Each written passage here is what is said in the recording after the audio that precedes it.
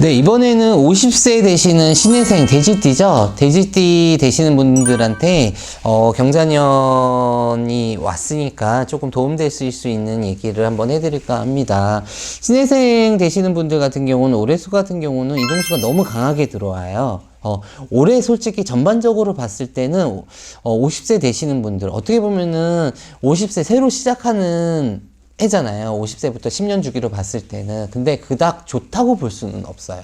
근데 좋다고 볼 수는 없는데 이동수가 강하게 들어오기 때문에 우선은 직장의 이동수보다는 터전의 이동수가 강하게 들어오는 격입니다. 그렇기 때문에 이동수 들어오는 부분이 있고, 또 어떻게 보면 문서 자체를 잡는 문서보다는 나가는 문서 자체가 강하게 들어옵니다.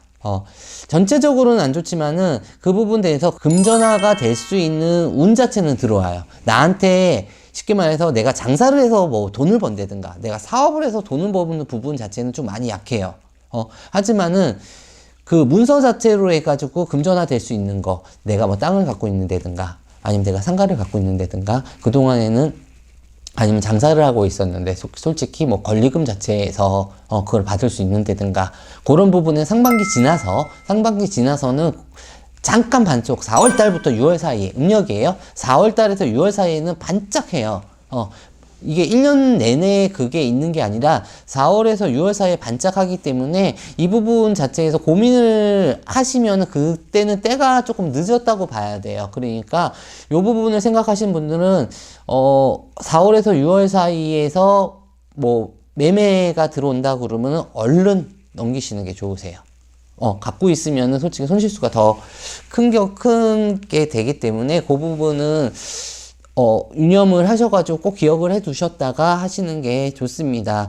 건강 문제는 크게, 물론 사주가 들어와 봐야 알겠지만, 전체적으로 봤을 때 신혜생 되시는 분은 건강 문제는 크게 문제가 없는데, 자체적으로 이게 쉽게 아파서 건강보다는, 어떻게 보면은, 요즘에 말하는 뭐 스트레스성이겠죠. 어떻게 보면 우울증. 어떻게 보면은, 신혜생 되시는 분들이 기복이 너무 강해요. 이게 이렇게 막 확 왔다가 이렇게 왔다가 우울증부터는 조울증이라고 봐야 되죠. 그것 때문에 많이 힘들기 때문에 나도 힘들고 주위 사람들 많이 힘든다고 봐야 돼요. 그리고 신혜생 자체에서 보면은 워낙 칠성줄이 강한 사람들이 많아.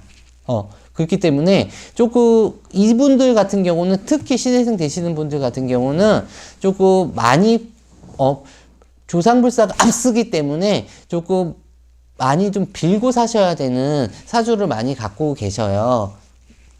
사주를 많이 갖고 계시니까 그 부분은 많이 이제 어떻게 보면 신년 초가 됐으니까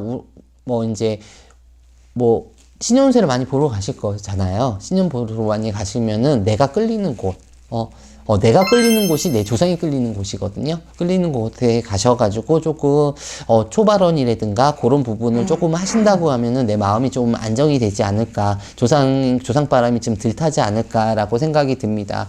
그리고 애정 부분에 대해서 같은 경우는 애정 부분은 활발합니다. 활발하는데 꼬리가 길면 잡힌다는 얘기가 나와요. 이게 불륜 얘기겠죠. 불륜이 됐던 아니면 그것 때문에 인간의 환란이 조금 많아요. 올해 자체에서는 사람으로 인해 가지고 사람으로 인해서 인간이 환란이 많기 때문에 그 부분은 조금 자중을 하셨으면 좋겠습니다. 금전 부분에서는 조금 많이 약하다고 봐야 돼요. 하지만 아까도 얘기했듯이 문서로 인한 금전 부분 자체에서 많이 움직일 수가 있기 때문에 그 부분은 조금 그나마 낫다고 볼 수가 있습니다. 신혜생 되시는 분들, 새로 시작하는 50세가 되기 때문에 어떻게 보면은 오자를 찍었잖아요. 오자를 찍었는데, 뭐를 새로 시작하는 분들이라든가, 변경을 하시는 분들, 그 부분에는 조금 많이 약한 부분이 있어요. 올해수는 조금 지나셔서 하셨으면 좋겠어요. 올해에서는 어떻게 보면은 내가 뭐를 새로 시작한다, 뭐 장사를 새로 시작한다, 뭐 사업을 새로 시작한다. 아까 얘기했듯이 내가 장사를 하는데 매매를 하고 다른 거를 하는 그건 아니고 다시 새로 시작하시는 분들을 말씀드리는 거예요. 올해수 자체에서는 금전 소실이 워낙 많기 때문에 그 새로 시작하는 분은 올해수는 좀 넘기셨으면 좋겠습니다. 직장의 이동수도 많이 약합니다. 웬만해서는 그 자리에서 조금 구설이나 이런 게 많이 타거든요, 솔직히. 신인생 되시는 분들 자체가 좀 아까도 얘기했듯이 시성줄이 많이 강하다. 그만큼, 어떻게 보면 조상바람이 많이 부는 사람들이거든요. 그런 사주를 많이 갖고 있으세요. 그렇기 때문에, 이분들 같은 경우는 욕심도 많아. 그리고 욕심도 많지만은 또 어떻게 보면은 내가 좋은 사람한테는 한없이 좋지만은 내가 싫은 사람은 칼 같은 사람이거든요.